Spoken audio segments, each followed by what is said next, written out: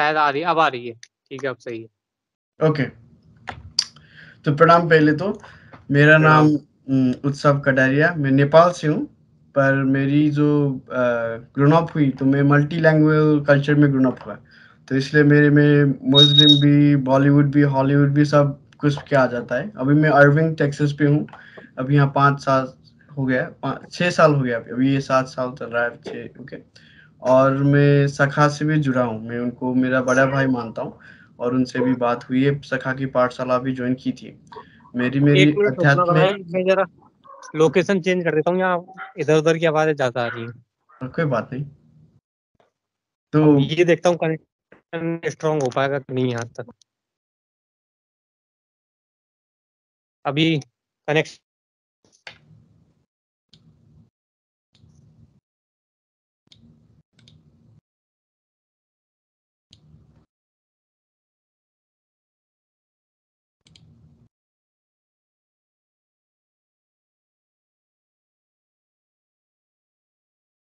आपका गया।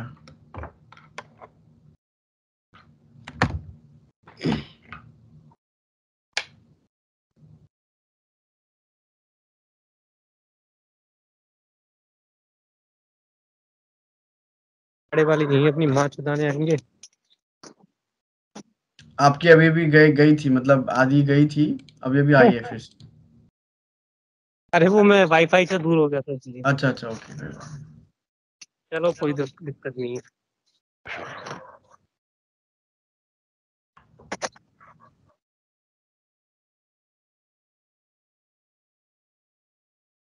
तो अभी तो आ रही है ना भाई? ओके। ऑडियो आ रही है, वीडियो चलो कोई दिक्कत नहीं। तुम्हारे में अगर क्लियर आ रहा है तो वी कैन कंटिन्यू। हाँ हाँ, मेरे में परफेक्ट आ रहा है। मेरा वीडियो आ रहा है कि नहीं? ठीक है, कोई दिक्कत नहीं है मुझे। और वो नहीं आ रही, वीडियो नहीं आ रही, ऑडियो आ रही है। अभी? हाँ अब सही है। ओके। सो मेरी जो आध्यात्मिक यात्रा बोलो या ये जिज्ञासा बोलो, ये 15 की उम्र के था, तो मैं तपोवन ओसिस संन्यास में गया था। तब से बाद बहुत उतार चढ़ाव हुए लाइफ में, और मैं एक पिन पॉइंट में आ गया जो आप आ रहे हो अभी, फ्लैट अर्थ पे। तो मैं भी एक फ्लैट अर्थर ही हूँ। और मेरे साथ अभी एक महीने से डेविड वेस्ट से बात हुई थी हमारी, फ्लैट अर्थ ऐप के माध्यम से। और इनसे डेविड वेस्ट। जैसे कि स्विट्जरलैंड, स्वीडन, यूके और बहुत सारे लोग थे उधर, तो उनके भी हमारी डेविड एक वेस्ट के ग्रुप। साथ ना? सॉरी? डेविड वेस्ट के साथ। हाँ हाँ। हम्म। तो वो ऐप में मेरे पास था ऐप, पर मैंने कभी वो पेमेंट नहीं की थी। तो अभी वो नया अपडेट आया है उधर इधर। तो आप जैसे हम फेसबुक पे कॉल करते हैं ना, तो वैसे भी हम ग्रुप चैट कर सकते हैं अभी उस ऐप पे। तो ये मेरे को जो सखा के यहाँ एक भाई थे, वो इधर ही मिजोरी में रहते हैं, उन्होंने रेकमेंड की थी कि भाई एक बार देख ले, कोई अच्छी लगी तो ठीक है। पहले मैं स्केप्टिक था फ्लैट अर्थ के बारे में टोटली, मतलब मैं अपना ही एक मैट्रिक्स में खोया हुआ था। पर जब मैंने आपकी भी वीडियो देखी और बहुत सारे लोगों की वीडियो देखी, और मेरे जैसे लोग, जैसे आपके जैसे लोग अपनी तरीके से अपनी बातें बता रहे, पर मैंने जो देखा और मैं जो कर रहा हूँ, मैं ट्राई कर रहा हूँ एक ग्रुप बनाने की जो मल्टी लैंग्वेज हो। जैसे कि आप हिंदुस्तान से हो, मैं नेपाल से हूँ, पर फिर भी मैं हिंदुस्तान बोल सकता हूँ ना, हम समझ में आ सकते हो, क्योंकि हम सिस्टर कल्चर्स में हैं। बुद्धिस्ट एंड हिंदू वही सिमिलर बैकग्राउंड है। और ऐसे ही बहुत से सारे लोग हैं जो जुड़ना चाहते हैं, पर वो डिफरेंट कंट्री में सेपरेटेड हैं। अगर हम एक अपनी ही, जैसे बोल लो, बैकग्राउंड यूनिटी बना ले, और इंडिविजुअली लाइफ जैसे आप कर रहे हो वो आप कर लो, मैं अपना करूँगा, पर हमारी एक छोटी सी ग्रुप हो, कहीं हो, फेसबुक पे हो या ऐसे ग्रुप पे हो, जूम चैट हो, इधर हो। तो अभी क्या हो रहा है भाई, तो यूनाइटेड स्टेट का पॉलिसी चेंज हो रहा है, इधर के ट्रैवल रिस्ट्रिक्शंस हो रहे हैं, और किसी को पता नहीं 70 to 80% लैंड अब बिल गेट्स का ही हो चुका है। खाना यहाँ अब मांसाहारी चलेगा, अब शाकाहार मुश्किल होगा भाई। इवन तो मैं टोटल वेजिटेरियन नहीं हूँ, ये एक मेरी फ्यूचर, एक बोलो एजम्पशन बोलो, मैंने देख चुका हूँ। और इसके बीच में जैसे कि आप लोग हैं, हम लोग हैं, और आप हितेश साके भी जानते हो, आप तो उधर के प्रमोटर हो। और एक बात क्यों मैं जुड़ना चाहता हूँ आप लोगों के साथ में, ये बताना चाहता हूँ कि अभी नेपाल और कई सारे और कंट्रीज बिक गए हैं। अभी नेपाल अभी वो बिक गया है। अभी वो इलेक्शन होगा पर फिर श्रीलंका का जैसा माहौल होगा। पर अगर हम छोटी सी प्रयास ऐसे वीडियो कॉन्फ्रेंस के माध्यम से फ्लैट अर्थ के बारे में डिफरेंट कल्चर्स में दे सकें, क्योंकि ये सिर्फ एक भाषा की तो वेद है भाई।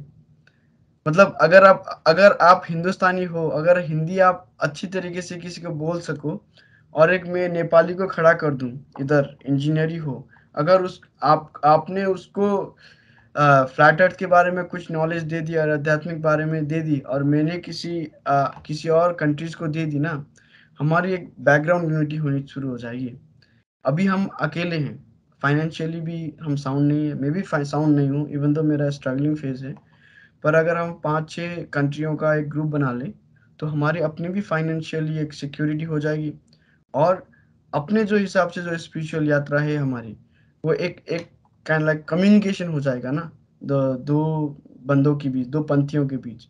जैसे कि मैं नेपाल से हूँ, काठमांडू से हूँ, मैं तंत्र का साधक हूँ, मैं टू बी ऑनेस्टली बोलूँ तो शायद मेरी पीछे वो भी होगा, पोस्टर भी होगा। तो वज्रयान के मैं प्रैक्टिशनर हूँ। और अगर हम एक यूनिटी से पुरानी कल्चर की जो हिस्ट्रिकल बैकग्राउंड इसेंस थी, एक एक रूप में दे सके, जैसे आप सिक्रेटिज्म सोसाइटी मालूम है आपको?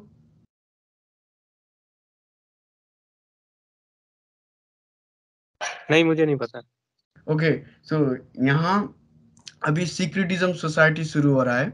वो इधर के मैक्सिको पे अपने संतोष बनाची को सुना, वो भी फ्लैट अर्थ ही है, वो उसने भी बहुत जोड़िया कॉन्स्टलेशंस और इनके बारे में बहुत रेवल की है। और वो अभी मैक्सिको में जाके छोटा सा आश्रम बना के उनका एक वर्चुअल एकेडमी शुरू हो गया है। जैसे आप लोग सुपीरियर सोसाइटी उधर इंडिया में खड़े कर रहे हो, वो इधर सिंक्रेटिज्म सोसाइटी खड़ा कर रहे हैं। जैसे कि वहाँ सखा परिवार जुड़ रहा है, इधर भी ऐसा ही हो रहा है। पर यहाँ का डिफरेंस क्या है? क्योंकि यहाँ का कोई भी बोल लो बैकग्राउंड, जो स्पिरिचुअल बैकग्राउंड है, वो चक्रा का नहीं है।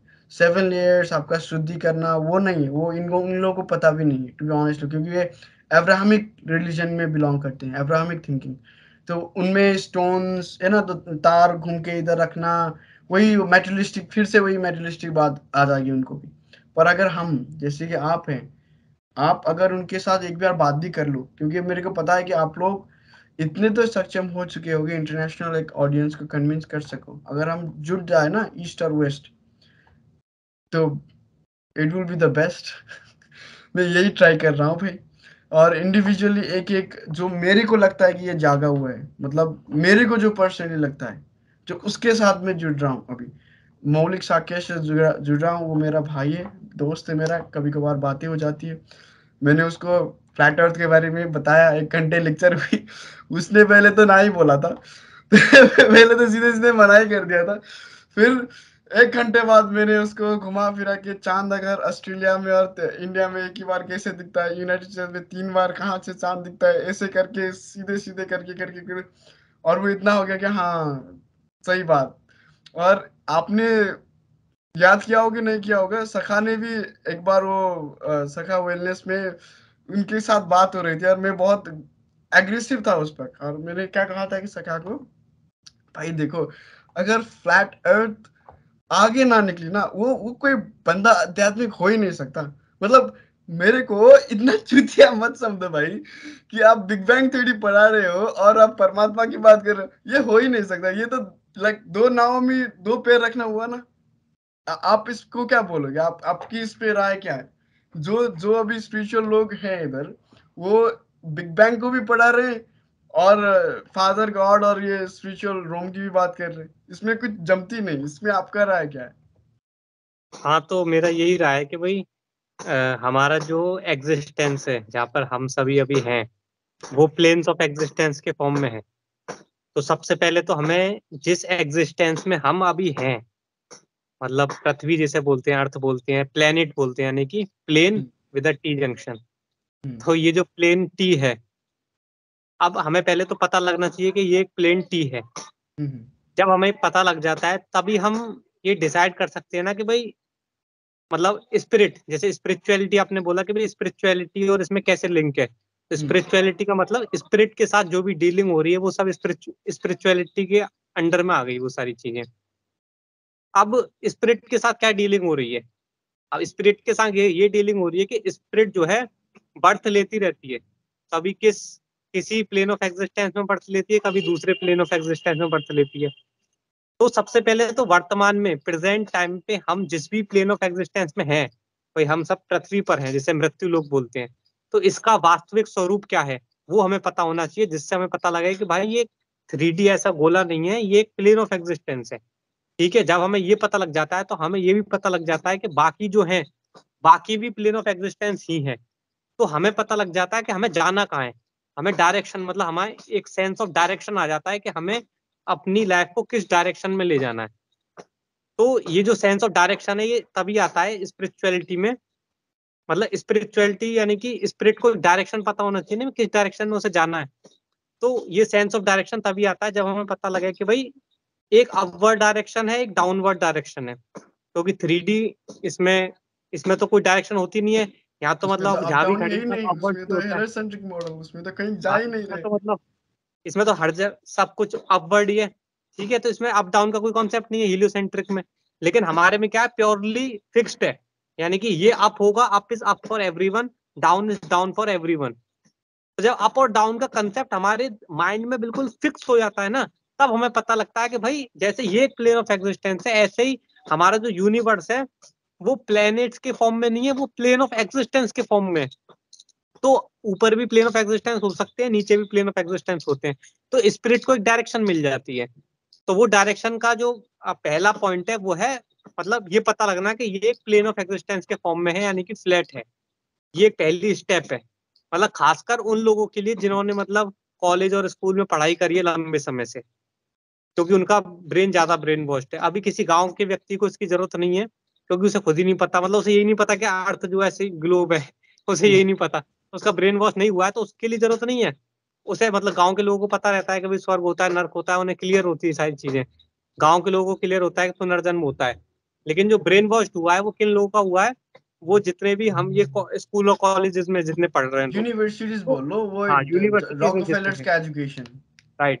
तो फिर इनके लिए ये पॉइंट बहुत महत्वपूर्ण बन जाता है, इन सभी को एजुकेट करना इस संबंध में प्लेन ऑफ एग्जिस्टेंस के फॉर्म में, कि हमारा जो यूनिवर्स है वो प्लेन ऑफ एग्जिस्टेंस के फॉर्म में है, ये बताना।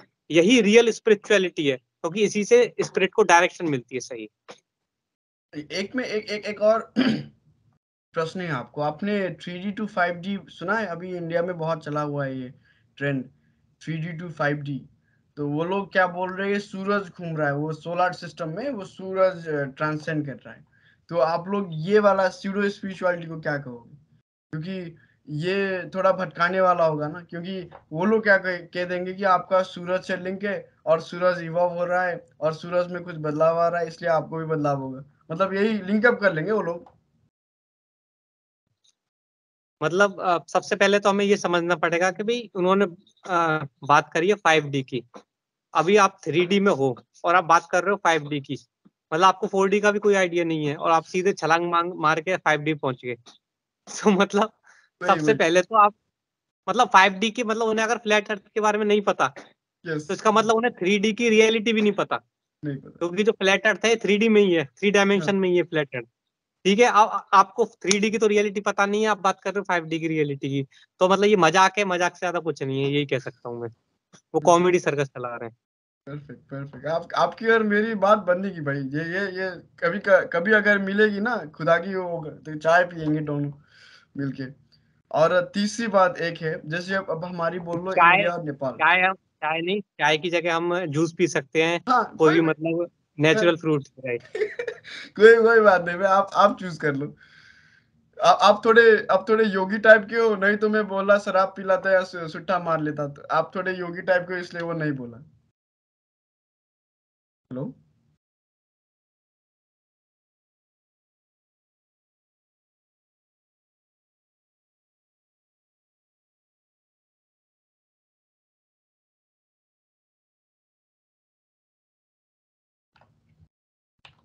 ओके, फिर आ गया।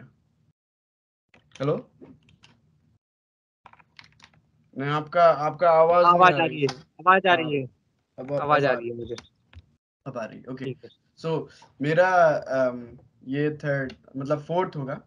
जैसे कि इंडिया और नेपाल हम सिस्टर कंट्रीज हैं, सिस्टर कंट्रीज हैं, और अभी सेग्रीगेशन के नाम पे चल रहा है भाई। नेपाल इतना छोटा कंट्री को भी इन लोगों ने स्टेट के नाम पे,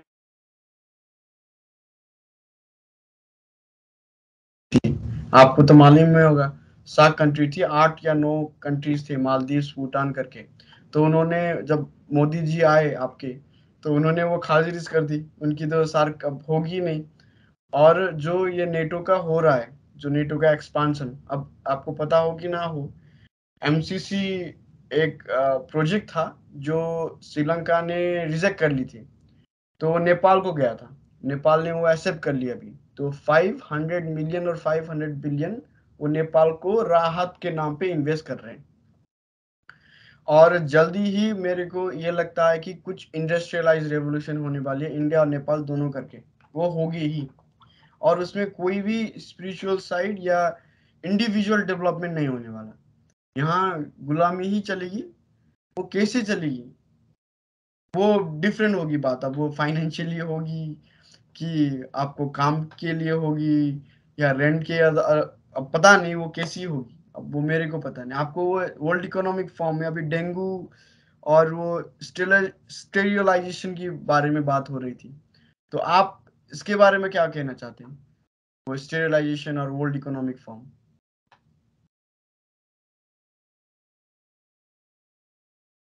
इसके बारे में मतलब थोड़ा क्लियर करें, आप क्या एग्जैक्टली क्या पूछना चाह रहे हैं? जैसे कि हमारी एक कल्चर है, इंडिया नेपाल हिंदुस्तान की एक रिचुअल जैसी कल्चर है, बुद्धिस्ट और हिंदू बोल दो, एक इंडो हिंदू बुद्धिस्ट कल्चर।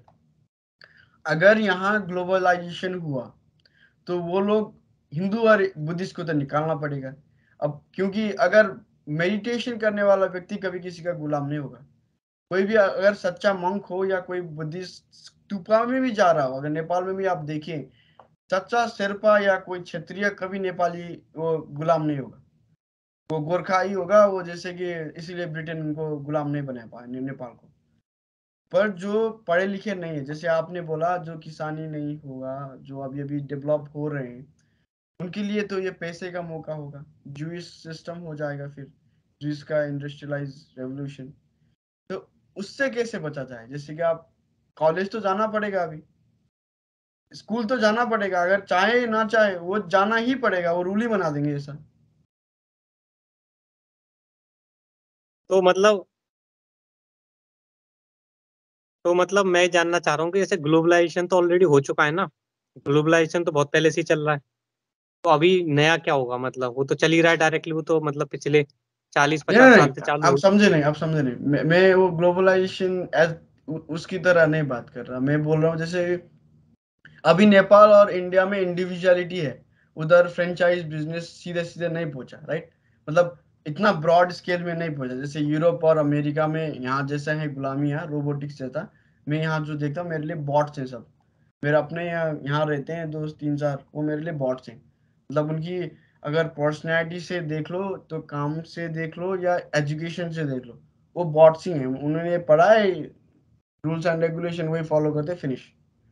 पर अभी भी इंडिया और नेपाल पे ऐसा नहीं हुआ कि इंडिविजुअलिटी खो गई। आप समझ रहे हैं ना मेरी बात? क्योंकि स्कूल जाओ या ना जाओ, वो पढ़ेगा नहीं। समझ समझ लो बात। पर अमेरिका में अगर मैं देखूं, मैं इधर का यूनिवर्सिटी गया हूं, मैं 2 3 यूनिवर्सिटी चेंज की है मैंने, तो यहाँ का बंदा जाएगा ही जाएगा एज अ बॉट। समझ लो मेरी बात, मैं क्या कह रहा हूँ। जैसे कि काम के लिए हो, स्कूल के लिए हो, या दुकानदारी के लिए हो, या फैमिली के लिए हो, अगर आप इंडिविजुअल हो, जैसे आप भी तो फैमिली साथ रहते हो, आप बॉस तो नहीं हो ना। आप अपनी अपनी एक क्या बोलते हो तो इंडिविजुअलिटी है आपकी। अभी मेरी इतनी नहीं है, अभी मेरी सेमी है इंडिविजुअलिटी, क्योंकि मैं भी इस सिस्टम पे बधा हुआ हूँ अभी। मैं ये नहीं कहूंगा मैं मुक्त हो गया, क्योंकि सिस्टम ऐसा है कि यहाँ का, आपको अगर खाना खाना और रहना हो, आपको सिस्टम में होना ही होगा। समझो बात। जैसे कि मैं यहाँ हूँ, मैं यहाँ होने के लिए मेरा एक स्टेटस है। अभी इंडिया में आप रहने के लिए आपको स्टेटस की जरूरत, आपको एक घर की जरूरत है। समझ लो बात। नेपाल में रहने के लिए आपको एक घर की जरूरत है, आप रह सकते हो उधर। पर यहाँ यूनाइटेड स्टेट्स, यूरोप, यूके और साउथ अमेरिका में क्या हो रहा है, अगर आप इधर रह रहे हो, आपकी सोशल सिक्योरिटी नंबर होगी और उसके थ्रू आपका स्टेटस होगा। स्टेटस का मतलब आप स्टूडेंट हो, हाउसवाइफ हो, आप यहाँ के सिटीजन हो, आप यहाँ वर्किंग वीजा पे हो, आप यहाँ क्या कर रहे हो, आप यहाँ हो, और वो डिजिटलाइज फॉर्म में हो या किसी ना किसी फॉर्म में, शायद वो लेटर के ही फॉर्म में हो और वो कॉलेज के ही थ्रू में हो, आपको वहाँ होना पड़ेगा। मेरे को भी स्टेटस अभी बचानी पड़ेगी। ये हमारी एक बोल लो मिनिमम रिक्वायरमेंट है यूनाइटेड स्टेट्स में रहने के लिए। समझ लो बात। अभी इंडिया और नेपाल में मिनिमम रिक्वायरमेंट नहीं है भाई। ये मेरे को मालूम है, क्योंकि वहां रह लो, आप पता, आप समझ गए ना बात मैं क्या कह रहा हूँ। मतलब आप ये कहना चाह रहे हैं कि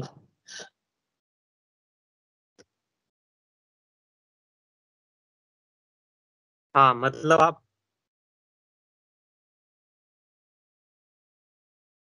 आवाज आ रही है मेरी? हाँ हाँ, आ रही है मस्त मस्त। हाँ, तो मतलब आप ये कहना चाह रहे हैं कि जैसे आप वहाँ अगर स्टूडेंट बन के गए हैं, यानी कि हम्म। स्टूडेंट वीजा पे गए हैं, तो आपको यूनिवर्सिटी में और कॉलेजेस में अटेंडेंस मतलब देनी पड़ेगी पूरी। यस ऐसा नहीं यस हो यस सकता, ऐसा यस। नहीं हो सकता आप जो है मतलब वहाँ पे स्टूडेंट वीजा पर गए हैं और वहाँ पे आप कॉलेज अटेंड नहीं कर रहे या स्कूल अटेंड नहीं कर रहे, ये कहना चाह रहे हैं क्या आप?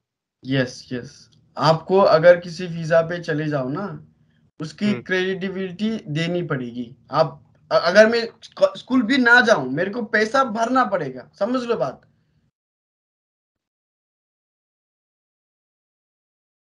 हम्म। तो ये एक अगर आप डायरेक्ट देख लो तो ये बड़ी इतनी नहीं है, क्योंकि आप इधर पढ़ने के लिए आप पैसा दे रहे हो, ठीक है। पर अगर आप इनडायरेक्टली रूप पे देखें, अगर आप ट्रैवल रिस्ट्रिक्शन के रूप पे देखें, तो ये ऐसा है कि आप और कंट्री में, like you are paying rent to go there. पृथ्वी हम्म में इधर से उधर जाने के लिए आप पे कर रहे हो, hmm. Just to stay there.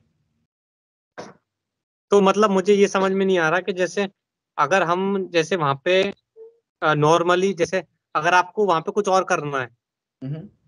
Like आपको वहाँ पे कुछ और करना है, तो आप उसी मकसद से जाइए ना। जैसे मतलब वहाँ सिटीजनशिप ले लीजिए। मतलब सिटीजन्स के लिए तो कोई बाउंडेशन नहीं होगा कि उन्हें यूनिवर्सिटी अटेंड करनी है या फिर कोई नहीं, काम वो करना है। बहुत जरूरी है। वो अगर आपको वो करनी है तो आपको किधर शादी करना पड़ेगा, लॉयर जाना पड़ेगा, वो डिफरेंट प्रोसीजर है भाई। मैं अगर सिटीजन है तो वो डिफरेंट बात हो गई ना। सिटीजन तो यहाँ का ही है, रहने वाला हो गया वो तो, वो बंदा तो डिफरेंट हो गया। मैं हम्म एज अ कम्युनिटी की बात कर रहा हूँ। जैसे कि अगर यूनाइटेड स्टेट्स में आप आ गए और आपने यूनाइटेड स्टेट्स की सिटीजन ले ली, तो आप हिंदुस्तानी नहीं कहलाओगे ना। आप तो यहीं के हम्म हो गए ना। टेक्निकली आप हम्म। तो यहीं के हो गए। हाँ, पर तो अभी उससे हाँ अभी मतलब। मैं यहाँ का नहीं हूँ। और हम्म ऐसे ऐसे मान लो मेरे को नेपाल का ही सिटीजन चाहिए, पर मैं काम और मेरी यूनिवर्सिटी दक्षता, तो मैं जहाँ भी काम कर सकता हूँ, राइट। आज की जो सभ्यता है या आज के टाइम पे, अगर आप सक्षम हो, आपके पास जो भी मिनिमम रिक्वायरमेंट हो कंपनी के आगे या कहीं भी कुछ करना हो, तो आप जा सकते हो, राइट। ये होनी चाहिए ना। इतनी तो मिनिमम रिक्वायरमेंट होनी चाहिए। पर वो लोग क्या कर रहे हैं, उनकी स्टेटस घुसा रहे हैं। पहले 20 ईयर्स अगो ये नहीं था। आप करो ना करो किसी को परवाह नहीं थी। हम्म। इसीलिए वो स्कम ने कहा था, आपने वर्ल्ड इकोनॉमिक फॉर्म, मैंने तो पूरा वीडियो देखा था उनका, तो उन्होंने कहा था we are gonna monetize people. Hmm. अब समझ लो अच्छा, बात। मुझे मुझे मतलब इसमें ये समझना है, मुझे ये समझना है कि भाई जैसे स्टेटस जो है वो तो मतलब व्यक्तिगत चीज है ना। जैसे अगर आप मान के चलो स्टेटस में ना बनाए, आप अपना स्टेटस वहां पे ना बनाए, हाँ। ठीक है, आप नॉर्मली जो है मिनिमम रिक्वायरमेंट्स में रहे वहां पे, तो मतलब क्या होगा, मतलब आपकी इज्जत ही तो डाउन होगी वैसे, और इसके अलावा नहीं कोई नहीं प्लस नहीं पॉइंट? नहीं, समझ नहीं रहे। ओके ओके, मैं छोटी सी वो करता हूँ। जैसे अगर कोई यूनाइटेड स्टेट्स में ही जन्मा है या यूनाइटेड स्टेट्स में ही पला बड़ा है, तो उनको हम्म टेंशन नहीं है, उनको कुछ उसके टेंशन खोल लो। पर जो भी बंदा किसी और कंट्री से आया हुआ है, हम्म उसको यूनाइटेड स्टेट या इस गवर्नमेंट को ये दिखानी पड़ेगी, जब तक वो यहाँ रह रहा है, कि वो क्या कर रहा है और कहाँ रह रहा है, और उनका एक सोशल सिक्योरिटी नंबर दिया जाता है हमेशा। वो जिसको भी जो भी आओ, अगर सोशल सिक्योरिटी नंबर ना हो तो ना ही आप काम कर सकते हो, ना ही आपका क्रेडिट कार्ड या डेबिट कार्ड बना सकते हो, ना ही आप किसी ट्रैवल का कंपनी को रेंट कर सकते हो कार। आप कुछ भी नहीं कर सकते आपके नाम पे। हाँ, आपके कोई दोस्त है वो कर सकता है, उनके नाम पे कर सकता है। और सेकेंडली बात क्या है कि वो स्टेटस और एसएसएन जो आपका नाम है वो लिंकअप होता है, इनका सब स्टेटों में उनका नाम लिंकअप है। तो अगर आपको वो नंबर पुट इन करे और आपने वो मिनिमम रिक्वायरमेंट क्लियर नहीं किया होगा तो आप deport, you can't come back to United States for 10 years। ये हाँ, तो इसमें आप जैसे आपको मुझे जानना है कि इसमें क्या समस्या है, फिर इसमें मतलब ये दिक्कत अभी क्या है? इंडिया और नेपाल में भी आ रहा है, यही बता रहा हूँ। अच्छा अच्छा। मतलब हाँ, मैं तो वो यही तो बता रहा हूँ, यही प्रेशर नियम आ बढ़ेगा ही। रहा है उधर भी। हाँ, तो मैं वही कहना चाह रहा हूँ कि ये जो प्रेशर है ये तो बढ़ेगा ही समय के साथ। अच्छा, ओके। मतलब पब्लिक के ऊपर तो प्रेशर बढ़ेगा ही जब तक ओके। पब्लिक सुधरेगी नहीं। वो अलग अलग प्रकार से, या तो मतलब ये लोग कुछ इम्प्लीमेंट करेंगे, जैसे ये इन्होंने ये सब मतलब सूजा वगैरह ठुकवाने के लिए बोला, उसके बाद ये प्रेशर बनाया। अलग अलग प्रकार से जो सरकार के द्वारा जो प्रेशर जनरेट किया जाएगा पब्लिक के ऊपर, वो तो बढ़ेगा ही समय के साथ। वो तो क्लियर है, वो तो अलग ओके। अलग हर प्रकार से बढ़ेगा ही। और उसी के साथ नेचर के द्वारा भी जो प्रेशर जनरेट किया जाएगा वो भी बढ़ेगा। जब तक मतलब हम जितने भी यहाँ पे लोग हम लोग रह रहे हैं मृत्यु लोग के ऊपर, वो मतलब सही डायरेक्शन नहीं पकड़ेंगे, तब तक तो हर प्रकार से प्रेशर बढ़ेगा ही पब्लिक के ऊपर। ये तो मतलब क्लियर बात है, इसमें इसमें कोई यस। दिक्कत नहीं है। मतलब वो प्रेशर इसीलिए, उसका मकसद ये है कि भाई आप सही डायरेक्शन पे आ जाओ। मतलब हालांकि वो जो गवर्नमेंट जो कर रही है उनका मकसद ये नहीं है, लेकिन उनका प्लान भी इवेंचुअली जो है हायर प्लान यानी कि डिवाइन के प्लान में फिटअप हो जाता है। जब एक ओके। इंडिविजुअल पे प्रेशर प्रेशर पड़ता है, चाहे कैसे भी पड़े, तो वो हम्म। सोचने पर मजबूर हो जाता है कि भाई अब मुझे डिसाइड करना पड़ेगा कि मुझे इसी सिस्टम में मुझे आगे बढ़ना है, इसी सिस्टम में आगे जाना है, या फिर सिस्टम से स्टेप आउट लेना है। मतलब उसे सही। उस पर ये बार बार प्रेशर क्रिएट हो रहा है। अब जैसे वो सिस्टम में आगे चलता चला जाएगा तो उस पर और ज्यादा प्रेशर पड़ेगा। तो उस सिस्टम में मतलब वो यात्रा जब अपनी आगे रखेगा तो उस पर बार बार प्रेशर पड़ रहा है, सिस्टम ही उस पर अलग अलग प्रकार से प्रेशर डालेगा। कभी ये बनाएगा, कभी ये कंपलसरी करेगा, कभी वो कंपलसरी करेगा। तो अल्टीमेटली उस इंडिविजुअल पे बार बार ये ऑप्शन आएगा, उसे बार बार ये ऑप्शन आएगा कि भाई मुझे सिस्टम का ही पार्ट रहना है या मुझे सिस्टम से स्टेप आउट कर जाना है। ये उसे डिसीजन लेना पड़ेगा, इतने ज्यादा so at pressure. The end of चीजें आप कहना चाहते हैं कि वो इंडिविजुअली होगा, जैसे वो प्रकृति का नियम होता है ना, लाइक लाइक रेगुलर, वो वैसा ही होगा फिर डिवाइन प्लान के साथ ही। मैं ये कहना चाह रहा हूँ कि भाई मतलब कोई भी जो डिसीजन लिया गया है, जो कुछ भी हो रहा है, जो सिचुएशन अगर मान के चलो दी भी जा रही है पब्लिक को, तो जो भी सिचुएशन है वो एक इंडिविजुअल की तरह ही तो फेस करेगा हर व्यक्ति। मतलब हम्म। वो सिचुएशन भले ही से मतलब पूरे सरकार का भी आदेश आ गया, तो हर एक जो व्यक्ति है वो एक इंडिविजुअल की तरह ही तो फेस करेगा उसको। सबसे पहले तो उसे डिसीजन तो एज एन इंडिविजुअली लेना पड़ेगा ना, कि मुझे हाँ। मतलब करना क्या है।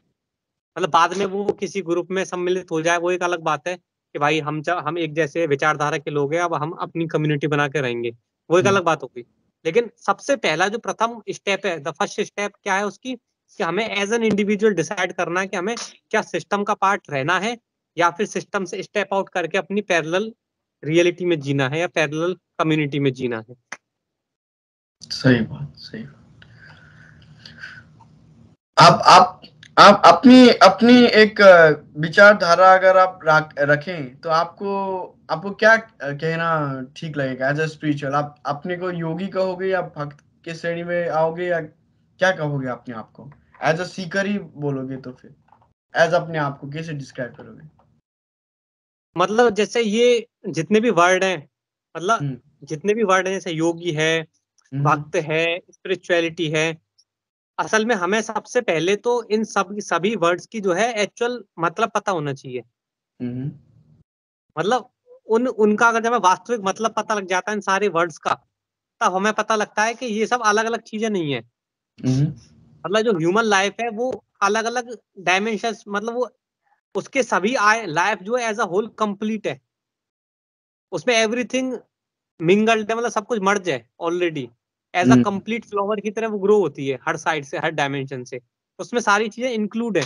उसमें आपको भक्ति भी करनी पड़ेगी, हायर एंड डिवाइन की। उसमें आपको योग का मतलब कनेक्शन, यानी कि योग का मतलब जुड़ना, आपको जुड़ना भी पड़ेगा राइट चीजों से। स्पिरिचुअलिटी, यानी कि हम सब स्पिरिट्स हैं ही, ठीक है, तो वो स्पिरिचुअलिटी भी आपको, मतलब आप स्पिरिचुअलिटी भी उसके अंडर आ गई। तो वो सारी चीजें आपस में लिंक्ड है। कोई कोई मतलब एक चीज, मैं अपने आप को नहीं कह सकता कि मैं कोई एक कुछ एक हूँ, क्योंकि लाइफ एज अ होल मतलब पूरी वो एक कोहेरेंट चीज है, एज अ कोहेरेंट थिंग है वो। सही बात, सही बात। जैसे कि आपने आपने जब स्टार्ट किया था, जब आप फ्लैट अर्थ या एसी की बात कर रहे थे या करने वाले थे, तो पहला जो आपको लड़ना पड़ा, जो अपने पेरेंट्स होगा या आपका दोस्त होगे या अपनी जो सराउंडिंग के साथ अपनी जूझना तो पड़ा होगा ना? क्योंकि मैं अभी वही फेज पे बीच में हूँ अभी। क्योंकि मेरे यहाँ क्या है कि अब मैं यूनाइटेड स्टेट्स में हूँ, पर मैं सच में कहूँ तो मैं मुर्गों की देश में हूँ, यहाँ मुर्दों की देश में हूँ। मतलब यहाँ कोई जीवित इंसान को देखना, वो मतलब जैसे कि मैं आपके साथ बात कर रहा हूँ ना, बहुत बार मैंने आपको ट्राई किया आपके साथ कांटेक्ट करने की, बात कुछ मिली नहीं, हमारी कुछ कनेक्शन हुई नहीं। और पिछले 1 महीनों से मैंने कांटेक्ट करना ही छोड़ दिया। मतलब मैंने जो भी करना चाहा था वो मैंने बोला कि भाई छोड़ दे अब जो होना था हो जाएगा। अगर किसी से बात होनी है तो हो जाएगी, नहीं होनी है तो नहीं हो जाएगी। और आप मेरे पहले दोस्त बनो या ऐसे स्पिरिचुअल पैरेलल यूनिवर्स के, जो आपकी जो शैली है ना, और आप जो पहनते हो, कितनी बार मैं भी वही पहनता हूँ। मैंने भी 1-2 वीडियो वैसे ही बनाए, और वो इंस्टाग्राम पे हुआ है, मैं वो डिलीट हो चुका है पहले, क्योंकि उसके उनके बारे में ये कोइंसिडेंस होती हैं दो, जैसे कि साधक बोल लो या वही जर्नी करने वाले बोल लो या लाइक माइंडेड पीपल, इसको आप क्या कहोगे? जैसे कि बहुत से मेरे सिमिलर एक्सपीरियंस हुए हैं कि वो भी वही कर रहा है, वही बोल रहा है जो मेरे को हुआ था। समझ रहे हो बात? या वैसा ही कुछ वो एक्सप्रेस कर रहा है कि मैं भी समझ सकता हूँ कि भाई हाँ, ये मैं समझ सकता हूँ, हाँ, ये बात सही बात है, ये 100% सही कहा इसने। हम्म। इसको क्या कहोगे आप? हम्म। तो इसको मैं इस प्रकार से देखता हूँ कि भाई मतलब जैसे ऑन अ कलेक्टिव लेवल, अब हम कलेक्टिव लेवल पे, मास लेवल पे बात कर रहे हैं, ठीक है। हम्म, तो यहाँ पे क्या है कि जिस स्ट्रक्चर के हम अंदर हम सभी हैं, मतलब हम सारे बीइंग्स हैं, और हम सभी बीइंग्स एक पर्टिकुलर स्ट्रक्चर के अंदर हैं, ठीक है। अभी उस स्ट्रक्चर के कुछ रूल्स हैं, यानी कि वो उस स्ट्रक्चर का कुछ ऑलरेडी एस्टेब्लिश्ड ब्लूप्रिंट है, जिस ब्लूप्रिंट के आधार पे वो स्ट्रक्चर काम कर रहा है। कुछ हम्म, नियम के आधार पे, कुछ लॉज के आधार पे वो स्ट्रक्चर काम कर रहा है। हम्म, और उन लॉज को मेंटेन रखने के लिए there are certain kind of energies. कुछ हम्म, विशेष प्रकार की एनर्जीज है जिन्हें हम बोलते हैं ग्रह, जिसे हम हम्म, वैदिक ज्योतिष में बोलते हैं ग्रह। तो उनका उन उन सारी एनर्जीज का काम ये होता है कि मतलब एक certain kind of circumstance create कर देना हम्म, इस स्ट्रक्चर के अंदर, एक पर्टिकुलर काइंड ऑफ सरकमस्टेंस या एक particular kind of environment create कर देना, ठीक है। तो जब उस प्रकार का जब वातावरण क्रिएट हो जाता है हमारे सराउंडिंग में, तो अब इंडिविजुअल पे आ जाता है कि उस वातावरण के अनुसार उसको कैसे बिहेव करना है। यानी कि वो जो सराउंडिंग है, वो सराउंडिंग आपको एक प्रकार से पुश करता है, आपके अंदर थॉट्स इम्पार्ट करता है। उसके बाद जो भी जैसे ट्रुथ सीकर्स हैं, तो हम्म, उनके उनमें सब में इंट्यूशन आ गया कि भाई अच्छा क्या सही है क्या गलत है। अब हम्म, उसके बाद जब हम एक्ट करते हैं उस इंट्यूशन के बेस्ड पे, हम्म, तब हमें दिखता है कि हाँ भाई ये व्यक्ति है, ये व्यक्ति मतलब कुछ सत्य की राह पर चलना चाहते हैं।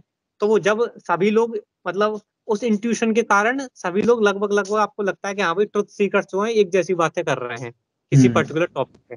लेकिन अगेन इसका मतलब ये नहीं है कि वो सारे इंडिविजुअल एक ही लेवल पर हैं। There is hmm, always a level, different levels of beings in this multiverse.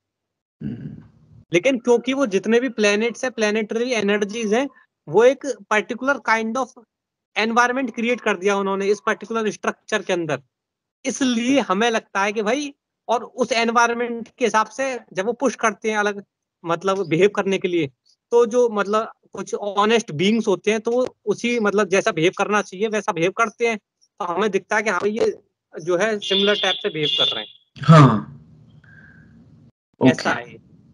तो आपके लिए जैसे कि बोलो, मैं अभी रिसर्च अभी कर रहा हूँ, मेरा भी जैसे आपने बुक निकाला, तो मैं कंपाइल कर रहा था मैं भी अपना, तो मैं आपका बुक भी पढ़ूंगा, डोंट वरी। मैं अभी अभी नहीं पढ़ सकता आपका, क्योंकि आपका वो इंटरनेशनल नहीं हुआ होगा, पर मेरे को पढ़ना है वो बुक, किसी दिन वो भी आएगा।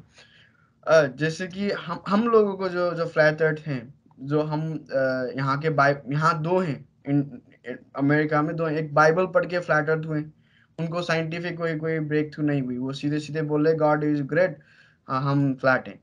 और एक जैसे कि आप और हम जैसे हुए, जो थोड़े बहुत वैज्ञानिक बुद्धि रख लो, या मॉडर्न साइंस के थ्रू एक बार चश्मा पहन के देखना चाहते हैं रियलिटी को। तो आपको क्या लगता है कि अंटार्कटिका आइस वॉल जब 2045 में एंड होगा, मतलब 45 या 46 पर तक एंड हो जाएगा, तो क्या हम एज इंडिविजुअल और आइलैंड में जाएंगे, या उसके ये क्या बोलते हैं उसको, डोम डोम सॉरी, एक डोम है, और क्या ये इधर एक डोम है, या अदर प्लेन्स ऑफ एग्जिस्टेंस, जैसे हमारे विष्णु पुराण और किसी गरुड़ पुराण में मैंने पढ़ा था कि उधर क्या बोलते हैं उसको, आइलैंड, महाद्वीप महाद्वीप हैं, और महाद्वीप हैं इधर, ये 7 महाद्वीपों के बाद भी। तो आपके पर्सनल ओपिनियन में आपको क्या लगता है कि हमारे यहाँ और भी द्वीप हैं, और भी सिविलाइजेशन है, या नहीं हम एक डोम के अंदर हैं? हाँ, तो मतलब डोम का मतलब क्या है, पहला हमें समझना पड़ेगा डोम का मतलब क्या है। हम्म डोम तो मतलब एक बाउंड्री है, हम्म मतलब ये जो प्लेन ऑफ एग्जिस्टेंस है और जो इसके ऊपर वाला प्लेन ऑफ एग्जिस्टेंस है, उसके हम्म बीच की जो बाउंड्री है उसे बोला जाता है डोम। हम्म जिस बाउंड्री को क्रॉस करके हम एक प्लेन ऑफ एग्जिस्टेंस से नहीं जा सकते दूसरे प्लेन ऑफ एग्जिस्टेंस में। हम्म अब वो एक प्रकार से एक इलेक्ट्रोमैग्नेटिक बैरियर है। ओके। डोम क्या है, एक इलेक्ट्रोमैग्नेटिक बैरियर है जिसको क्रॉस करके हम फिजिकल बींग्स, जिनके पास मतलब ये पंच महाभूतों का शरीर है, इस हम्म शरीर को लेके वो उस दूसरे प्लेन ऑफ एग्जिस्टेंस में नहीं जा सकते। उस बाउंड्री का नाम है डोम। तो ओह। जब आप वो बात कर रहे हो कि बाइबल के अंदर डोम का जिक्र है, हम्म तो मतलब वो सही है ना, मतलब उसमें क्या दिक्कत है, डोम उन्होंने उस बाउंड्री को डोम बोल दिया, लेकिन उनको उसके आगे का नहीं पता कि भाई उसके आगे क्या हाँ, चीज है। मतलब हो सकता है वो हेवन बोलते हो, लेकिन उसके आगे का नहीं पता। लेकिन नहीं वो हमारे तो, वैदिक के अंदर तो क्लियर है कि हाँ, 14 प्लेन्स ऑफ एग्जिस्टेंस है। यस, हमारे ऊपर 7 है, नीचे 7 है, पाताल हाँ हाँ, ये भूताल, तो, वो वही हाँ वाला हाँ, राइट। मामला। तो ये तो हमारे वैदिक के अंदर क्लियर है बिल्कुल। तो हम्म फिर मतलब वो कॉन्ट्रडिक्शन नहीं है, तो मतलब एक प्रकार से हम बोल सकते हैं उनका जो पार्ट है बाइबल के अंदर वो बहुत छोटा सा दे रखा है। Hmm that is a subset of the whole set of Vedic ideology, वैदिक सिद्धांत। ओके, तो आप बोल सकते हो कि एक समराइजेशन है, जैसे कि बोल लो उसको, गाइडलाइंस। हाँ, मतलब उस वैदिक में से एक पार्ट निकाल के उन्होंने बाइबल में डाल दिया है। हाँ, ओके, ये परफेक्ट मेक सेंस करता है, अब परफेक्ट मेक हाँ सेंस करता है, हाँ क्योंकि हाँ हाँ अगर ऐसे देख ले तो वो भी एक हम्म, वॉल्यूम हो गया ना, बाइबल का भी हाँ, वॉल्यूम से, हाँ, मतलब तो हमारा उसके। वैदिक कॉस्मोलॉजी बहुत ज्यादा वास्ट है, उसमें काफी वास्ट चीज है, अब उसका छोटा सा हिस्सा निकाल के उन्होंने खाली उसमें डाल दिया, ये है बस। हाँ। तो इसमें ही वैदिक में मेरा ये एक दोस्त का जैसा प्रश्न है, ओके। ये हम्म ये मैं थोड़ा कुछ जानने की नहीं, एक दोस्त की तरह मैं आपको पूछना चाहता हूँ। एक बार क्या हुआ था, जब मैं सखा को मिला नहीं हूँ अभी तक, मैं सखा को मिला नहीं हूँ, पर वीडियो कॉल, मैंने पहले वीडियो के पहले से मैं, क्योंकि बुद्धिस्ट टर्मिनोलॉजी से बहुत इंस्पायर्ड हूँ, नेपाल में बुद्ध बहुत प्रचलित है, तो उनका एक वज्रयाना प्रचलित था, तो उनके हम्म आगे का मैं कर रहा था। तो उसमें हम्म एक जातक कथा में क्या है कि हम्म उन्होंने बोला था कि जब भी वह मैं नेक्स्ट बार आऊंगा, आनंद ने जब पूछा था कि तू नेक्स्ट बार आएंगे तो आप कैसे आएंगे, तो उन्होंने बोला था कि मैं मित्र के रूप में आऊंगा, मैत्रिया के रूप में आऊंगा। तो हम्म ओशो को भी एक बार सिमिलर एक क्वेश्चन किया था, तो उन्होंने क्या बोला था कि कोई भी बुद्ध वापस नहीं आता, कोई भी अगर कोई किसी समाधि के ऊपर पहुंच गया हो तो वापस नहीं आता, पर जो हम्म बुद्धाहुड है, मतलब जो गुरु शिष्य परंपरा है, वो अभी नहीं होगी, इस युग में गुरु शिष्य परंपरा अब टिकेगी नहीं, मतलब जो जिस तरीके से पहले वैदिक संस्कृति में टिकी थी। तो एक मैत्रीगत संबंध होगा, मैत्रिया मतलब एक कंपैशनेट और फ्रेंडशिप का माहौल, कोई भी अगर आप गुरु शिष्य करें, जैसे कि मैं आपके साथ अभी गुरु, एक तरीके से थोड़ा गुरु ही मान रहा हूँ आपको, क्योंकि आपसे कुछ सीख रहा हूँ, पर एक दोस्त हम्म के यहाँ सीख रहा हूँ, मतलब दोस्ती के हम्म एक मैत्रीय पूरा माहौल से सीख रहा हूँ। हम्म तो मैंने एक बार कल की पुराण पढ़ी थी, मतलब पुराण पढ़ी, मतलब ट्रांसलेटेड वर्जन की थी। तो उसमें एक डेट मेरा ही बर्थडे निकल गया था, तिथि पे मेरा ही गया था। मैंने सखा को पूछा नहीं था, पर उन्होंने थोड़ा और उत्तर दिया था। मैंने यूट्यूब पे डाला है, अगर आप देखना चाहो तो। उसमें मेरा डेट ऑफ बर्थ वही हुआ था जिसमें कल की पुराण में बताया गया था, द्वादशी तिथि और ये की बात। और मैं ये जानना चाहता हूँ कि जैसे कि अब ये पूछना चाहता हूँ कि कितनी बार, जैसे कि मेरे को डेजा वू हुई है, कितनी बार मेरे को एक पास्ट लाइफ बोलो, एक रिग्रेशन जैसा हुआ कि मैं यहाँ पहले भी आया था, मतलब ये मेरी पहली बार नहीं है। और आपको भी देख के मैं पहली वीडियो में ऐसा लग रहा था कि मैं पहली बार आपसे नहीं मिल रहा, मेरी पहली बार इस बंदे को मैंने पहली बार नहीं देखा। जैसे कि अब मैं अभी कंफर्टेबल सी बात कर रहा हूँ, मेरे को ये नहीं लग रहा कि मैं कोई नया मनुष्य से बात कर रहा हूँ। मेरे को यही लग रहा है कि भाई इसको मैं जानता हूँ, पर अभी भूल रहा हूँ, मेरे को ये याद नहीं आ रहा। समझ रहे बात? सखा को मैं बड़ा भाई इसलिए बोलता हूँ कि उनको कहीं ना कहीं मेरी पिछले जन्मों में या किसी कहीं होगी जो मैं छोटा ही था उनसे, और मैं उनको क्लिक गया। तो आप इस रिलेशनशिप को कैसे बताना चाहोगे? कोई भी साधक हो, कोई भी ऐसा हो, मेरे को ऐसा लगता है कि इसको मैं पहला मिल चुका हूँ, लाइक इसको मैं पहचानता हूँ।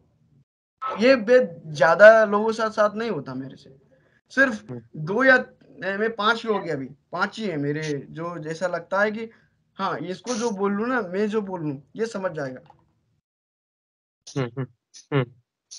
तो इसमें जो पहली चीज है आपने बात करी कि भाई मित्र और गुरु, इनके साथ मतलब कैसे ये कॉम्बिनेशन कैसे चलता है, मित्र प्लस गुरु का कॉम्बिनेशन कैसे चलता है। तो इसमें हमें समझना पड़ेगा कि भाई जैसे ये एक मेरे जो गुरुदेव हैं, गुरुदेव प्रशांत त्रिवेदी जी, वो इसको ऐसे समझाते हैं कि भाई ये जो रिलेशन है आपको समझना पड़ेगा लक्ष्मी और नारायण के संदर्भ में। मतलब लक्ष्मी और नारायण का, एक मिनट। हाँ बोलो, सॉरी। हाँ, तो लक्ष्मी और नारायण का जो रिलेशन है आपस में, वो कैसा रिलेशन है, वो कैसा डीलिंग है, वो हमें समझना पड़ेगा। वो ऐसा है कि भाई वो दैट इज मित्र as well as respectful at the same time. मतलब मित्रवत भी व्यवहार है उनके साथ, मतलब लक्ष्मी का नारायण के साथ मित्रवत भी व्यवहार है और फुल रेस्पेक्ट भी है एट द सेम टाइम।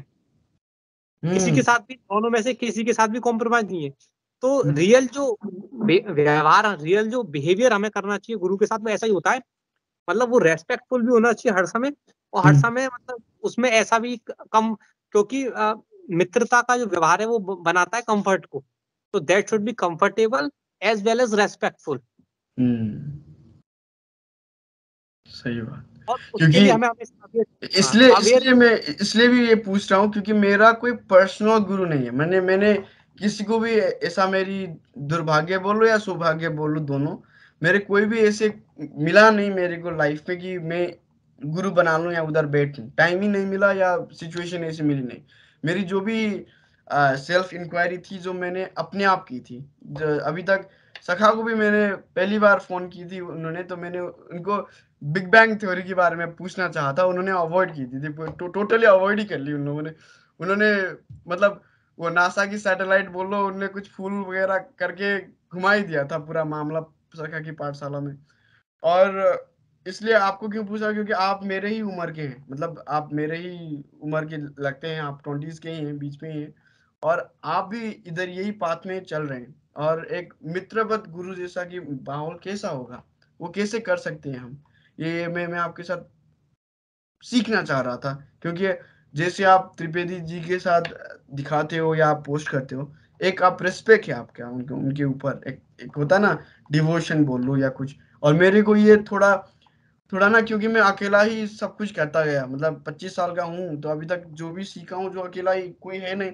अब ऐसे वीडियो देखकर सीख गया बोलूँ तो वीडियो तो जो भी देख लेता है, मतलब अब उसको बोल नहीं सकते।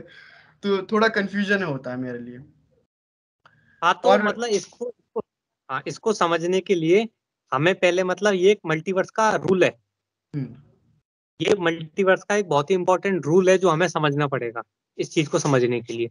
मल्टीवर्स का रूल ये है कि भाई हम जैसे, सबसे पहले हमें समझना पड़ेगा हम अलग अलग बीइंग्स हैं, बहुत सारे बीइंग्स हैं यूनिवर्स के अंदर या मल्टीवर्स के अंदर। अब हमें सबसे पहले समझना पड़ेगा कि हर एक बीइंग का लेवल अलग अलग है। ऐसा नहीं है सब बीइंग सेम लेवल पर नहीं है। नहीं है। हर एक बीइंग का जो लेवल है वो अलग अलग है, ये हमें समझना पड़ेगा, क्लियरली एग्जैक्टली। समझना पड़ेगा। तो जब हमें समझ में आ जाता है कि हाँ भाई हमारा स्तर अलग है, इसका स्तर अलग है, या तो हमसे कम है या हमसे ज्यादा है, ठीक है। तो जब हमें समझ में आ जाता है कि भाई हम हमारा स्तर अलग अलग है, तब अब प्रश्न आता है कि भाई अच्छा, फिर अगर सबका स्तर अलग अलग है तो जब हम डील करने जाएंगे अपने से कम स्तर वाले के साथ और अपने से ज्यादा स्तर वाले के साथ, तो कैसे डील करेंगे? तो वो जो डील करने का बिहेवियर है, वो मतलब कैसे हम डील करेंगे, वो एक मल्टीवर्स का बहुत तगड़ा मतलब नियम है, बेसिक नियम है कि जब आप अपने से हायर के साथ डील करते हैं, तो उसका जो प्रोसेस दिया है, गुरुदेव पीटी ने जो उसका प्रोसेस दिया है, जो मल्टीवर्सल एक लॉ है, वो क्या है? पीबीएस। यानी कि सबसे पहले हमें उसकी प्रेज करनी है, उसे बो करना है और उसे सर्व करना है अपने अपने से हायर को। ये मतलब ये मल्टीवर्स का नियम है। तो ये डील करने के हाउ टू बिहेव ये हमें सीखना पड़ेगा, हमें कैसे बिहेव करना है। ये ये एक मतलब सही बात है।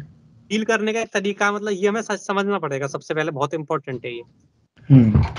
और क्योंकि ये जो मल्टी और ये मल्टीवर्स, ये तो बात की, ये थोड़ी अंडरस्टैंडिंग हो गई। जैसे कि जो बेसिक बंदा है अभी नेपाल इंडिया में रह रहा है, वो जो स्पिरिचुअलिटी के नाम पे अभी जो बाबा है, आप भी बहुत धज्जियां उड़ाते हैं, मेरे को बहुत अच्छा लगता है। मेरे को एक बंदा इंडिया में, आपने तो उड़ाते हो ना, वो क्या बोलते हैं उसको, वो अभी अभी आपने किसका था वो, दाढ़ी वाला, वो मोटा मोटा, वो सखा भी अच्छा उड़ा रहे थे उसका।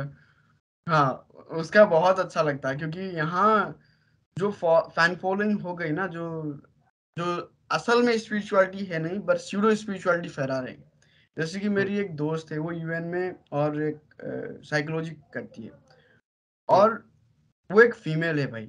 और मैं आपको ये भी, एक फीमेल का धर्म और पुरुष का धर्म थोड़ा थोड़ा तो डिफरेंट होगा, किसी ना किसी वजह से। वो फिजिकल बाउंड्री तो होगी या मेंटल बाउंड्री होगी, जिसकी वजह से हम पुरुष हैं और वो स्त्री है, राइट।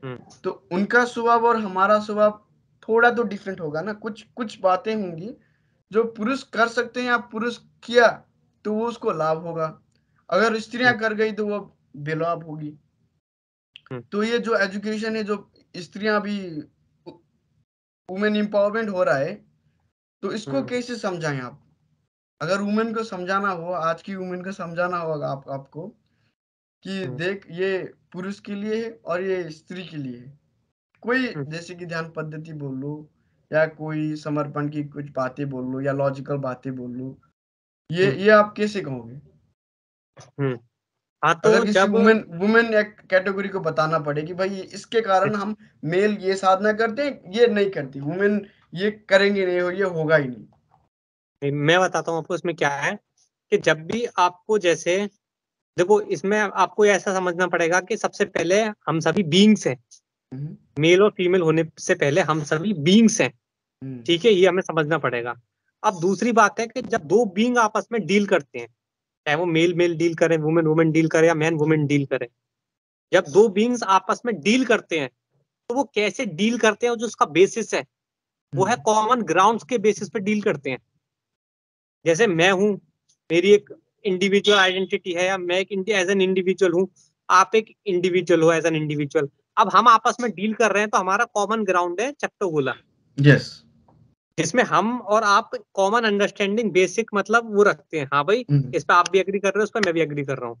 हाँ। तो जब भी हमें किसी भी दूसरे इंडिविजुअल से डील करना है, तो उससे सबसे पहले हमें कॉमन ग्राउंड सेट करना पड़ेगा, जिसपे हम और वो दोनों सहमति रखते हो।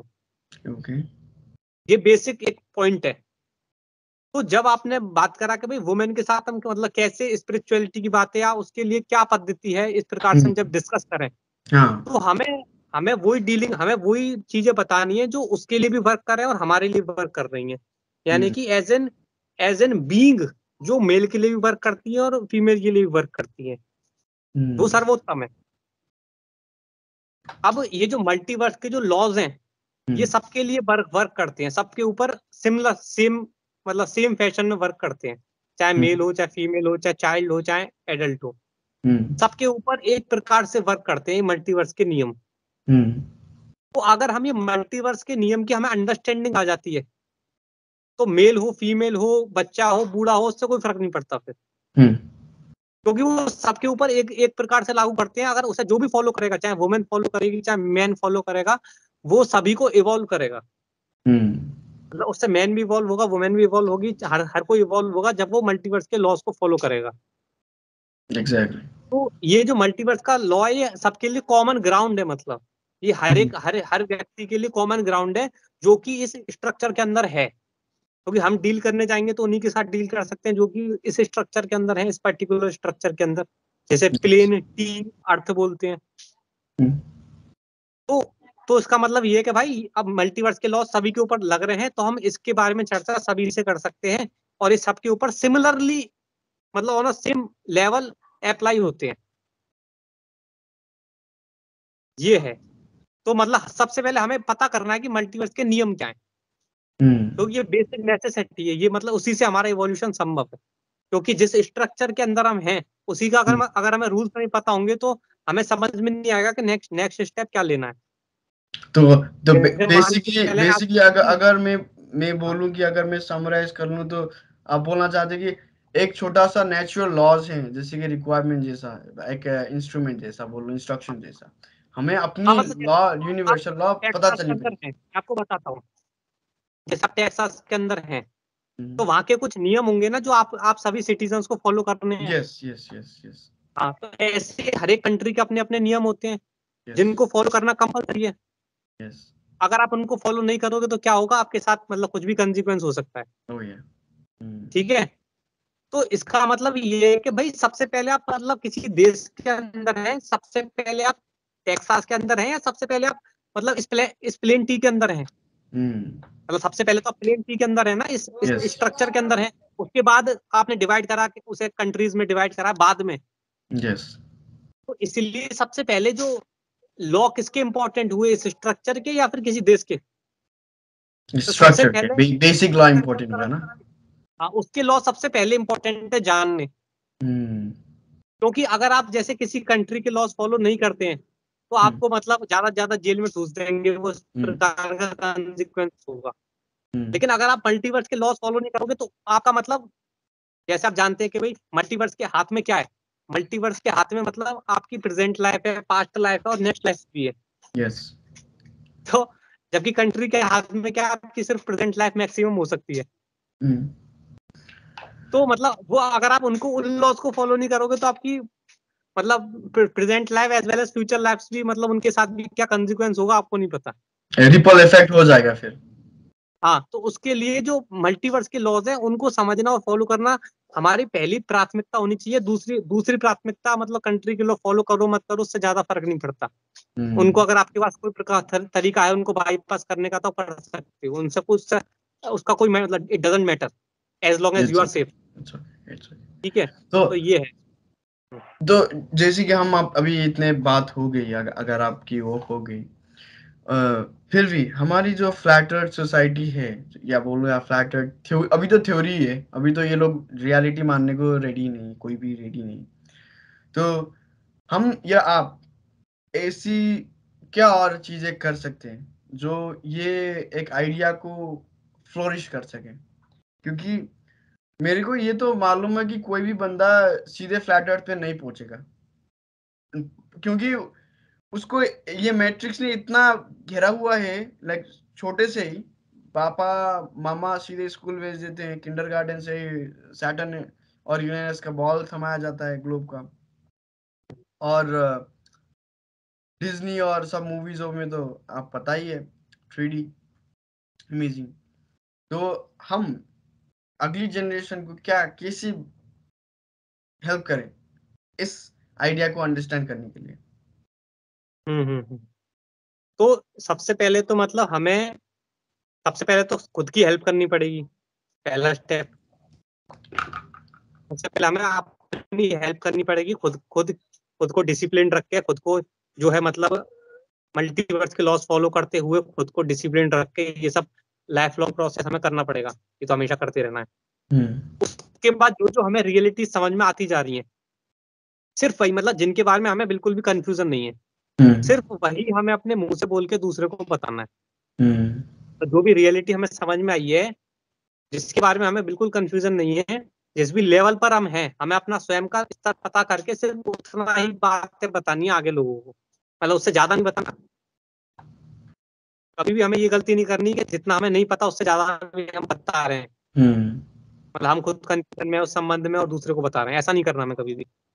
तो जितना, मतलब जैसे हमें जो भी चीज समझ में आ चुकी है, जैसे बहुत लोगों को ये समझ में आ चुका है कि भाई ये सूजन ठुकवाना बेकार की चीज है, अब उनको फ्लैट अर्थ के बारे में नहीं पता, तो कोई बात नहीं, आप धीरे धीरे पता कर लो, मतलब बैकग्राउंड में पता करते रहो, जितना आपको समझ में आ गया उतना लोगों को बताओ। अब किन्हीं लोगों को सब ये भी समझ में आ चुका है कि सूजा भी बेकार है, और उन्हें ये भी पता लग चुका है अर्थ फ्लैट है, लेकिन उन्हें आगे की कहानी नहीं पता कि मल्टीवर्स के क्या लॉज है, हमें करना क्या है। कि मतलब हमें ये तो पता लग गया कि ये गलत है, ये गलत है, ये ऐसा नहीं है, ग्लोब नहीं है, ये साइंस फेक होती है, रियल साइंस अलग होती है, फेक साइंस अलग होती है, ये सारी चीजें हमें पता लग गई। जो हमें पता लग गया, जितना हमें पता लग चुका है उतना हमें बताना आगे, जब मतलब, और उसके बाद खुद को इवॉल्व करते ही रहना है, खुद मतलब क्या करना है इस पे फोकस करना है। फिर मतलब ये पता लग गया गलत क्या है, तो फिर करना क्या है, सही भी तो होगा कुछ जो हमें करना है, उसके बारे में पता करना है। और जब वो पता लग जाए, उसे फॉलो करते बहुत समय हो जाए, उसी के बाद उस संबंध में ज्ञान देना है। यानी कि ज्ञान सिर्फ हमें उतना ही देना है जो हमें एग्जैक्टली 100% क्लियर है, उससे ज्यादा का ज्ञान नहीं देना, ये है। क्योंकि उससे ज्यादा का हम ज्ञान देंगे तो हम खुद कंफ्यूज स्टेट में जब ज्ञान देंगे तो बाकियों को भी कंफ्यूज करेंगे। तो बेसिक मतलब पॉइंट है।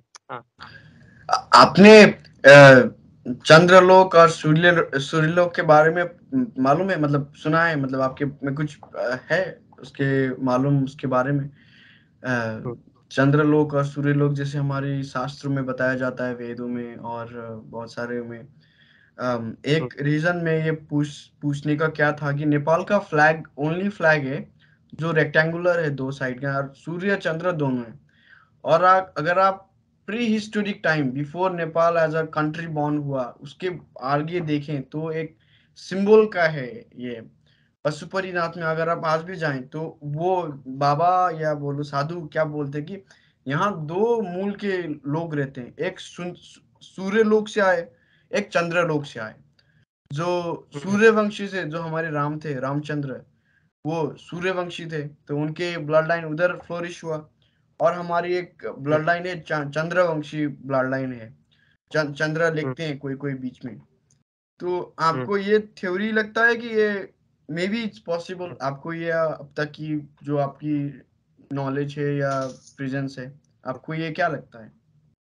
तो इसको मैं ऐसे देखता हूँ कि भाई जब भी किसी भी स्पिरिट का बर्थ होता है इस प्लेन के अंदर, यानी कि कोई भी स्पिरिट आई, उसने ह्यूमन शरीर ग्रहण किया इस प्लेन के अंदर, तो जिस इंस्टेंट पे उसका बर्थ हुआ, अब उस इंस्टेंट को डिफाइन करने का भी एक तरीका है, लेकिन जब वो जिस इंस्टेंट पे वो आई, मतलब इस पर्टिकुलर प्लेन में, तो उस इंस्टेंट पे हमारे स्काई का एक पर्टिकुलर पोजीशन होती है प्लेनेट। एग्जैक्टली। हाँ, तो वो जो पर्टिकुलर पोजीशन है, यानी कि जैसे जैसे हमें पता करना है कि भाई उस इंस्टेंट पे ईस्टर्न होराइजन पे कौन सा प्लेनेट है, मतलब जब उसका बर्थ हुआ है उस समय ईस्टर्न होराइजन पे कौन सा प्लेनेट और कौन सा साइन, कौन सा कॉन्स्टलेशन राइज कर रहा था। तो वो क्या है, उसका एक्सटेंडेंट हो जाता है एक प्रकार से। तो जब भी आपने बोला कि सूर्यवंशी और चंद्रवंशी, मेरे अनुसार जो मुझे मतलब समझ है उसके अनुसार वो ऐसा है कि भाई वो जो स्पिरिट आई है उसके बर्थ के समय पे वो जो मतलब ईस्टर्न होराइजन पे कौन सा प्लेनेट था, कौन सा प्लेनेट राइज कर रहा था। तो अगर वो सन राइज कर रहा था तो हम बोलते हैं सूर्यवंशी।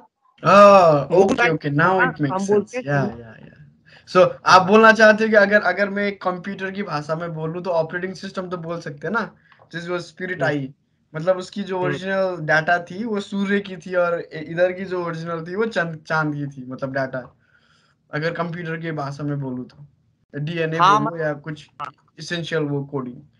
मतलब बेसिकली वो ऐसा है कि वो स्पिरिट मतलब कौन से मतलब जैसे ईस्टर्न होराइजन पे कौन सा साइन राइज कर रहा था, तो मतलब उससे हम पता करते हैं कि उसके मतलब चार्ट के अंदर और उसका बैकग्राउंड कैसा होगा, और उसका प्रेजेंट लाइफ में मतलब कौन सा साइन, मतलब सूर्य का सनसाइन इट मेक होगा या सेंस नाउ, कैसे। वो क्योंकि वो एक काइंड लाइक ब्लूप्रिंट हो गई उसकी। राइट राइट राइट हाँ राइट। हाँ हाँ। इसमें एक प्रश्न फिर से ऐड करता हूँ, वही यही चांद और सूरज के ये कॉन्स्टलेशन में ही। तो एक बार मैं वो क्या बोलते हैं उसको, बर्ड चार्ट में इतना विश्वास नहीं करता था, मैं इतना ट्रस्ट नहीं करता था। पर एक बार जब ये रिसेंट का बात है, एक एस्ट्रोलॉजर जो सखा बोलते हैं कि एक एस्ट्रोलॉजर है, उनके साथ मैंने भी दिखाई। तो उन्होंने क्या बोला कि तुम शिव के डायमेंशन में चल सकते हो। मेरे को मतलब मैंने एक रफली पूछ लिया था जैसे आपसे पूछ रहा हूँ। उन्होंने कहा था तू शिव के डायमेंशन से चलेगा, मतलब अगर तू सक्सेस होगा तो शिव के डायमेंशन में चलेगा। मेरे को वो प्रिसाइज समझा नहीं मैंने, थोड़ा प्रिसाइज शिव का डायमेंशन का मतलब मैं समझा नहीं। तो उन्होंने बोला था जब सभी चीज खत्म हो जाएगी तो सब शिव का डायमेंशन शुरू हो जाएगा। तो आपको इसके बारे में कुछ नॉलेज है, जो शिव का डायमेंशन बोला जाता है या शून्यता बोला जाता है, कुछ इसके बारे में आपको पता है? तो इसमें ऐसा है कि मतलब जितने भी हमारी वैदिक डेटीज हैं, हम्म जैसे शिव का कंसेप्ट है, उसमें मतलब हमारे वैदिक डेटीज जितने भी हैं, ब्रह्मा विष्णु महेश ट्रिनिटी हम्म जो है, वो हम्म बोला जाता है कि मतलब बोला गया जाता है यही रियलिटी है। मतलब जैसे ब्रह्मा जो क्रिएटर है इस यूनिवर्स के, हम्म और विष्णु जो है वो पालन करते हैं, और शिव है डिस्ट्रॉयर, ये हम्म सबको पता है। अब अगेन उसमें भी मतलब हर एक एज इंडिविजुअल, मतलब उनके इन तीनों में से भी अलग अलग वो हैं, स्वरूप हैं। जैसे शिव के भी खाली शिव स्वरूप नहीं है, उनके भी बहुत सारे अलग अलग स्वरूप हैं। हम्म जैसे उनका बहुत ही एंग्री फेज है, उसे आप बोलते हैं रुद्र। हम्म और उनका जो एक डांस वाला फेज है, या फिर मतलब जिसमें वो नृत्य कर रहे हैं, तांडव फिर तांडव नटराज, वो मेरे को बहुत पसंद है भाई, मैं वहीं से सीखा हूँ मैंने। वो नटराज नटराज स्वरूप है। हाँ तो इस हाँ। प्रकार से शिव के भी बहुत सारे अलग अलग फेसेस हैं, हम्म अलग अलग स्वरूप हैं, हम्म जिनके अलग अलग फंक्शंस हैं। हम्म ठीक है। तो मतलब ये जो ऑल दो मतलब शिव का काम डिस्ट्रॉय करना है, डिस्ट्रॉयर है, लेकिन डिस्ट्रॉय में भी अलग अलग प्रकार से डिस्ट्रॉय, मतलब अलग अलग चीजों को डिस्ट्रॉय करना, अलग अलग प्रकार से डिस्ट्रॉय करना, उसमें अलग अलग फेजेस है। ओके। ठीक है। तो उस पर हमें थोड़ा मतलब अटेंशन, मतलब वो प्राइमरी चीज नहीं है वो, मतलब बात की चीज है, लेकिन वो मतलब मैंने एज एन इंट्रोडक्शन ये सब बता दिया। हाँ हाँ, नहीं मेरे को ये समझ में नहीं आ रही थी, क्योंकि एज मैं बंदा थोड़ा तार्किक हूँ, मैं लेफ्टी हूँ, बाय बर्थ में लेफ्टी हूँ। तो मेरे को 90% मेरे जो आगे अगल बगल के हैं उनको मैं समझ में नहीं आ रहा। मतलब अगर मैं कुछ बात कर लूँ कि भाई चांद उधर है, तो वो बोलते कहाँ यार तू पागल बना रहा है। मेरा लाइफ अभी ये है कि अगर किसी को मैं बोल लूँ कि भाई ये है, तो मामला सब निकल जाएंगे मेरे से। और जो हम्म मेरे को पता चली है वो मैं ही खुद समझ में नहीं पा रहा हूँ कि ये है क्या। मतलब शिव की डायमेंशन आपने बोली कि बहुत सारी डायमेंशन होते हैं शिव के अंदर भी, जैसे कि रुद्र हम्म बोलो, तांडव बोलो, और कहीं भी होंगे शायद, मेरी अच्छी से वो नहीं की। हम्म। तो इसका मतलब उसकी क्वालिटी आप बताना चाहते हो, शिव की क्वालिटी का बात कर रहे हो ना? हाँ रुद्र हाँ। एक क्वालिटी हो गई। मतलब हमें जैसे किसी के बारे में पता करना है, तो उनकी क्वालिटीज हमें पता करनी पड़ेंगी कि उन डेटीज की क्या क्वालिटीज है, हम्म। के ऊपर अपना टेंशन देना पड़ेगा। अच्छा, ओके ओके।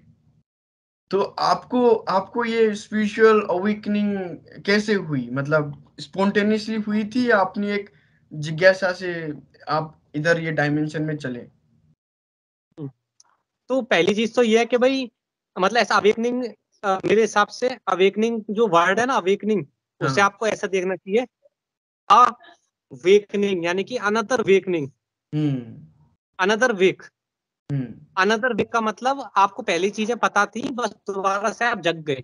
हम्म तो हमारे जो बेसिकली हमारी जो स्पिरिट की एक जर्नी चली आ रही है मिलियंस ऑफ ईयर्स से, यस। मतलब मिलियंस ऑफ ईयर्स तो मतलब नहीं बोलना चाहिए, ऐसा बोलना चाहिए हमेशा से। रूपांतरण हो रहा है इधर, मतलब ये बोल हाँ लो, तो वो टाइम जर्नी, टाइम को निकाल लो जर्नी उधर। हाँ, वो टाइमलेस जर्नी है, बेसिकली हाँ। वो टाइमलेस जर्नी है, जो कि सदा से चली आ रही है और सदा चलती रहेगी आगे तक। हम्म जिस टाइमलेस जर्नी में स्पिरिट जो है अलग अलग शरीर धारण करती जा रही है, उस स्पिरिट ने इस पर्टिकुलर जन्म में ये वाला शरीर धारण करा, उससे पहले पता नहीं कितने शरीर धारण करी थे, मतलब हमेशा से टाइमलेस है वो, तो आगे भी हमारा जो एग्जिस्टेंस है वो टाइमलेस ही रहेगा। हाँ तो ये मतलब आपने इस सही प्रकार से मतलब, हाँ तो इस प्रकार से ऐसा नहीं बोल सकते अवेकनिंग, मतलब ऐसा नहीं बोल सकते अचानक से हमें पता लग गया। वो ऐसा होता है कि हम हमारा मतलब पास्ट में हमने जो भी हमारी यात्रा रही है उसके बेसिस पे हमारा प्रेजेंट फ्यूचर का वो एक अवेक हो गया, आप हम देख सकते हैं। प्रोजेक्ट होता है, मतलब हाँ हाँ। प्रेजेंट सर्कमस्टेंस हमें जनरेट होते हैं, और प्रेजेंट के जो हमारे कर्म होते हैं उनके आधार पर फ्यूचर जनरेट होता है। तो प्रेजेंट में हमारा जो भी सर्कमस्टेंसेज या हमारी जो भी चीजें हैं वो सब पास्ट एक्शंस की वजह से वो दर्शाता है।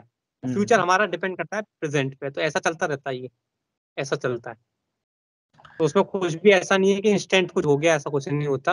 वो पूरी एक बैकअप है, मतलब बहुत मतलब कर्मों का पूरा एक पिटारा है जो सदा से चलता आ रहा है, और वो मतलब थोड़ा लेफ्ट ओवर भी है, उसे हम पूरा भोग लेंगे, फिर आगे जनरेट हो जाएंगे न्यू कर्म, मतलब वो नेवर एंडिंग प्रोसेस है ये। वो होता चला जाएगा, वो रिपल हाँ इफेक्ट जैसा। हाँ, वो मतलब जब मतलब अब इसमें भी जैसे बहुत सारे स्तर हैं कि जैसे कि मान के चलो हम इस प्लेन ऑफ इस पर्टिकुलर प्लेन ऑफ एग्जिस्टेंस में हैं, तो अगर हम मतलब ज्यादा इवॉल्व नहीं करते हैं तो बार बार इसी में बर्थ लेते रहेंगे, यानी कि बार बार इसी में जो है हमारा जो है शरीर धारण करते रहेंगे इसी मैट्रिक्स में। तो अगर हम इवॉल्व कर जाते हैं तो मतलब हम किसी ऐसे प्लेन में जा सकते हैं जहाँ पे जो है इतनी ज्यादा जहाँ डिसीजेज नहीं है, जहाँ पे मतलब ये सब इनसिक्योरिटीज नहीं है, क्योंकि इस प्लेन के अंदर तो बहुत सारे डिसीजेज हैं, ओल्ड एज है, यहाँ बहुत सारी परेशानियों का सामना हमें करना पड़ता है, मतलब यहाँ टेंशन बहुत है, भर भर के टेंशन है, सोसाइटी का दबाव, हाँ, खुद का इतना इधर तो पैसा कमाने बहुत की सारे इधर के परेशानी। रूल है ना, मतलब सोसाइटिकल मैट्रिक्स। हाँ तो ये जो पर्टिकुलर प्लेन ऑफ एग्जिस्टेंस है, इसमें मतलब मुझे लगता है अगर आप अपना पास्ट याद करें, या कोई भी व्यक्ति अपना पास्ट याद करे और देखे उसने कितने कष्ट झेले हैं शुरू से लेके अब तक, तो मतलब उसे वो नहीं नहीं, चाहेगा कि वो दोबारा वो वो वो बंदा स्पॉन्टेनियसली चेंज हो जाएगा।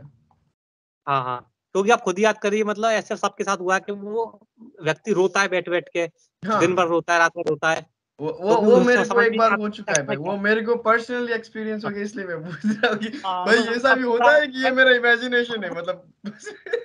हाँ, वो सबके साथ होता है, और दूसरी बात है कि वो एक दो दिन की चीज नहीं होती, वो सालों तक चलता है।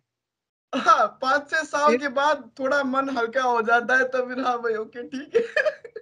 5-6 साल के साथ आप टर्म्स क्रिएट कर लेते हैं कि हाँ भाई चलो अब मैं हाथी हूँ, हाथी को जेल में बंद कर दिया, चलो जेल में घुस रहता हूँ, क्या करूँ।